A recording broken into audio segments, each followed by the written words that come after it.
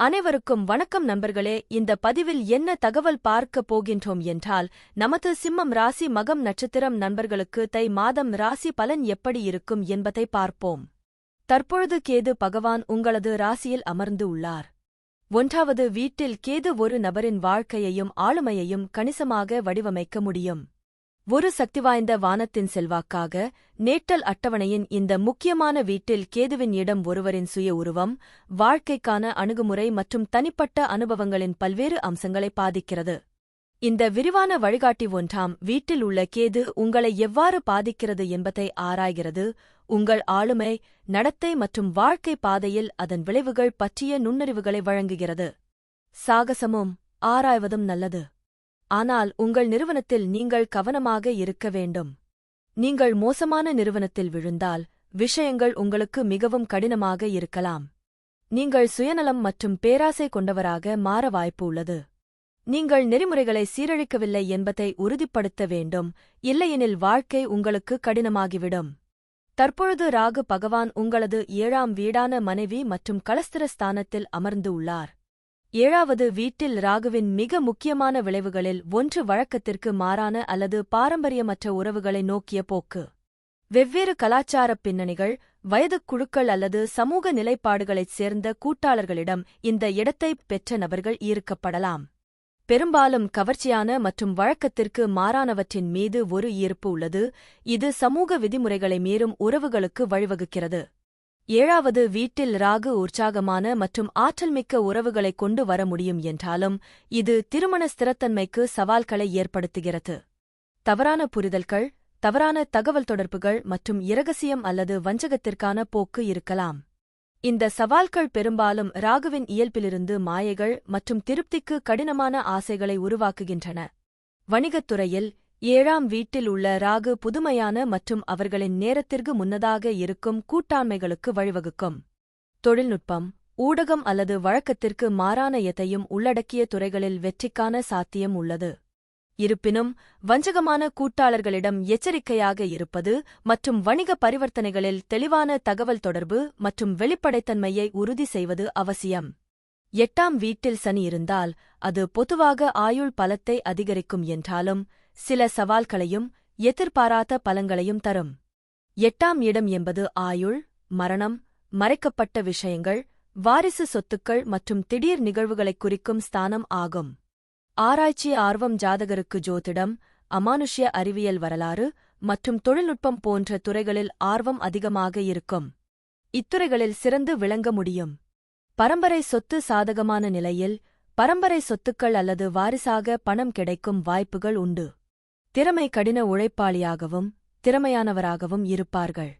வேலையை ரசித்து செய்வார்கள். பொருளாதார ரீதியான பிரச்சினைகள், ஏற்றத்தாழ்வுகள் மற்றும் திடீர் நிதி நெருக்கடிகள் ஏற்படலாம். நாள்பட்ட நோய்கள், கண்களில் பாதிப்பு அல்லது இரத்த சம்பந்தப்பட்ட நோய்கள் வரலாம். ஆரோக்கியத்தில் கூடுதல் கவனம் தேவை. எதிரிகளால் பிரச்சினைகளும் கண்டங்களும் ஏற்பட வாய்ப்புள்ளது. திருமண வாழ்க்கையில் சில பிரச்சினைகள், கருத்து வேறுபாடுகள் அல்லது துணையுடன் இன்பம் குறைதல் போன்ற பாதிப்புகள் ஏற்படலாம். 11ஆம் வீட்டில் குரு இருப்பது மிகவும் அதிர்ஷ்டமான இடங்களில் ஒன்றாகக் கருதப்படுகிறது. இது குறிப்பிடத்தக்க செல்வம், வெற்றி, பரந்த சமூக வலைப்பின்னல் மற்றும் பல அபிலாஷைகளை நிறைவேற்றுவதை உறுதியளிக்கிறது. 11ஆம் வீடு லாபஸ்தானம், லாப வீடு, மேலும் இங்கு குரு வருமான திறனை அதிவேகமாக விரிவுபடுத்துகிறது. பல ஆதாரங்களில் இருந்து அதிக வருவாய், தொழில் முன்னேற்றங்கள் மற்றும் எதிர்பாராத செல்வம் அல்லது எதிர்பாராத அதிர்ஷ்டத்தை எதிர்பார்க்கலாம். இது விருப்பத்தை நிறைவேற்றும் வீடு. இங்கு வியாழனின் கருணை உள்ளம், கடின உழைப்பு மற்றும் நெறிமுறை நடவடிக்கைகள் மூலம் நீண்டகால நம்பிக்கைகள், இலக்குகள் மற்றும் லட்சியங்களை வெளிப்படுத்த உதவுகிறது. நீங்கள் பெரும்பாலும் உயர் பதவியில் இருப்பவர்கள், அறிவுள்ளவர்கள் அல்லது செல்வாக்கு மிக்கவர்கள் என பலதரப்பட்ட நண்பர்கள் மற்றும் வழிகாட்டிகளின் வலையமைப்பை ஈர்க்க வாய்ப்புள்ளது. இந்த கூட்டணிகள் உங்கள் தனிப்பட்ட மற்றும் தொழில்முறை வாழ்க்கையில் வளர்ச்சிக்கான குறிப்பிடத்தக்க ஆதரவையும் வாய்ப்புகளையும் வழங்க முடியும். இந்த இடம் மூத்த உடன்பிறப்புகளுடன் நல்ல உறவைக் குறிக்கிறது, அவர்கள் தேவைப்படும்போது உதவி மற்றும் வழிகாட்டுதலை வழங்கலாம். இந்த இடத்தைக் கொண்ட நபர்கள் பொதுவாக நம்பிக்கையானவர்கள், தாராள மனப்பான்மை கொண்டவர்கள், தொண்டு செய்பவர்கள் மற்றும் அவர்களின் சமூகங்களில் நன்கு மதிக்கப்படுபவர்கள். அவர்கள் பெரும்பாலும் மனிதாபிமான அல்லது சமூக காரணங்களில் ஈடுபடுகிறார்கள். இந்த நிலை பொதுவாக ஜாதகருக்கு நல்ல ஆரோக்கியம், நீண்ட ஆயுள் மற்றும் வசதியான, நிலையான வாழ்க்கையை அளிக்கும். புதன் பகவான் உங்களது 6ஆம் வீடான நோய் மற்றும் எதிரி ஸ்தானத்தில் அமர்ந்து உள்ளார். புதன் 6வது வீட்டில் வைக்கப்பட்டுள்ளது, இது பொதுவாக தினசரி நடைமுறைகள், பணி நெறிமுறைகள் மற்றும் சவால்கள் மற்றும் மோதல்களை நிர்வகிக்கும் இயல்பான திறனைக் குறிக்கிறது, பெரும்பாலும் நுண்ணறிவு மற்றும் தகவல் தொடர்பு திறன்களுடன். இருப்பினும், குறிப்பிட்ட விளக்கம் 6வது வீட்டை ஆக்கிரமித்துள்ள இராசி அடையாளம் மற்றும் பிற கிரகங்களிலிருந்து பெரும் அம்சங்களைப் பொறுத்தது. 6ஆம் வீட்டில் புதனின் நேர்மறையான அம்சங்கள். பணி அமைப்புகளில் நல்ல தொடர்பாளர். உங்களின் வலுவான தகவல் தொடர்புத் திறன்களின் காரணமாக பணியிட மோதல்களைத் தீர்ப்பதிலும், யோசனைகளைத் தெளிவாகத் தெரிவிப்பதிலும், குழுக்களை நிர்வகிப்பதிலும் நீங்கள் சிறந்து விளங்கலாம். திறமையான பணி நெறிமுறை. நீங்கள் ஒழுங்கமைக்கப்பட்ட, விவரம் சார்ந்த மற்றும் திறமையாக பணிகளை முடிப்பதில் அர்ப்பணிப்புடன் இருப்பீர்கள். ஆரோக்கியத்திற்கான பகுப்பாய்வு அணுகுமுறை. நீங்கள் இயற்கையாகவே உடல்நலப் பிரச்சினைகளை ஆராய்ந்து புரிந்து கொள்ள விரும்பலாம், நல்வாழ்வைப் பேணுவதற்கு முன்முயற்சியுடன் செயல்படலாம். சவால்களுக்கு ஏற்ப. புதனின் விரைவான சிந்தனையுடன், நீங்கள் மாறிவரும் சூழ்நிலைகளுக்கு உடனடியாக மாற்றியமைக்கலாம் மற்றும் வேலை அல்லது அன்றாட வாழ்க்கையில் தடைகளை சமாளிக்க முடியும். 6வது வீட்டில் புதனின் சாத்தியமான சவால்கள். அதிக சிந்தனை மற்றும் கவலை. சில நேரங்களில் புதனின் பகுப்பாய்வு இயல்பு சிறிய விவரங்கள் மீது அதிகப்படியான வதந்திகளுக்கு வழிவகுக்கும், இது தேவையற்ற மன அழுத்தத்தை ஏற்படுத்தும். விமர்சன மனப்பான்மை. பணியிடத்தில் உங்களைப் பற்றியும் மற்றவர்களைப் பற்றியும் நீங்கள் அதிகமாக விமர்சிக்கலாம், இது சாத்தியமான மோதல்களுக்கு வழிவகுக்கும். பணிபுரியும் போக்குகள். வேலையில் அதிக கவனம் செலுத்துவது, ஓய்வு நேர நடவடிக்கைகளுடன் சமநிலைப்படுத்தப்படாவிட்டால் சில சமயங்களில் சோர்வுக்கு வழிவகுக்கும். உறவுகளில் தொடர்பு சிக்கல்கள். வேலையில் நல்ல தகவல் தொடர்பு இருந்தாலும், புதன் 6ஆம் வீட்டில் இருப்பதால் சில சமயங்களில் தனிப்பட்ட உறவுகளில் தவறான புரிதல்கள் ஏற்படலாம். செவ்வாய் 6வது வீட்டில் இருப்பதால் அது பொதுவாக தொழில் மற்றும் சிரமங்களை சமாளிப்பதற்கு வலுவான மற்றும் சாதகமான நிலையாகக் கருதப்படுகிறது, ஆனால் அது தனிப்பட்ட உறவுகள் மற்றும் ஆரோக்கியத்தில் சில சிக்கல்களை ஏற்படுத்தக்கூடும். செவ்வாய் ஒரு போர்வீரன் கிரகமாக இருப்பதால் எதிரிகள், கடன்கள் மற்றும் சட்ட மோதல்களை நிர்வகிக்கும் 6வது வீட்டில் செழித்து வளர்கிறார். பூர்வீகவாசிகள் வலிமையானவர்களாகவும், தைரியமானவர்களாகவும், எதிரிகளை வெல்லவும், நீதிமன்ற வழக்குகளில் வெற்றி பெறவும் முடியும். இந்த இடத்தைப் பிடித்த நபர்கள் மிகவும் ஆற்றல் மிக்கவர்களாகவும், ஒழுக்கமானவர்களாகவும், தங்கள் வேலையில் விடாமுயற்சியுடன் இருப்பார்கள். அவர்கள் தங்கள் அன்றாட பணிகளை மிகுந்த கவனத்துடன் அணுகுகிறார்கள் மற்றும் வெற்றிக்கான வலுவான உந்துதலைக் கொண்டுள்ளனர், பெரும்பாலும் விளையாட்டு, சட்டம் அல்லது அரசியல் போன்ற போட்டித் துறைகளில் சிறந்து விளங்குகிறார்கள். நல்ல இடத்தில் இருக்கும் செவ்வாய் ஒரு சக்திவாய்ந்த செரிமான அமைப்பு, வலுவான நோய் எதிர்ப்பு சக்தி மற்றும் ஒட்டுமொத்த நல்ல உடல் வலிமையை வழங்குகிறது. அந்த நபர் உடற்பயிற்சி மற்றும் ஆரோக்கியத்தில் ஆர்வமாக இருக்க வாய்ப்புள்ளது. பூர்வீகவாசிகள் பெரும்பாலும் செல்வந்தர்கள், தாராள மனப்பான்மை கொண்டவர்கள், மேலும் தங்கள் சொந்த முயற்சிகள் மூலம் அதிகாரப் பதவியை அல்லது உயர் சமூக அந்தஸ்தை அடைய முடியும். இந்த இடம் உடல் செயல்பாடு, தலைமைத்துவம் அல்லது மோதல்களைக் கையாள்வது தேவைப்படும் தொழில்களுக்கு சிறந்தது, எடுத்துக்காட்டாக காவல்துறை, இராணுவம், மருத்துவத்துறை, குறிப்பாக அறுவை சிகிச்சை அல்லது நிர்வாகப் பணிகள். செவ்வாய் கிரகத்தின் ஆக்ரோஷமான தன்மை, சக ஊழியர்கள் அல்லது கீழ் பணிபுரிபவர்களுடன் மோதல்கள், வாக்குவாதங்கள் மற்றும் பொறுமையின்மைக்கு வழிவகுக்கும். அவர்கள் முதலாளிகளை அதிகமாகக் கோருபவர்களாகவோ அல்லது குழுவாக வேலை செய்வதை கடினமாகவோ காணலாம்.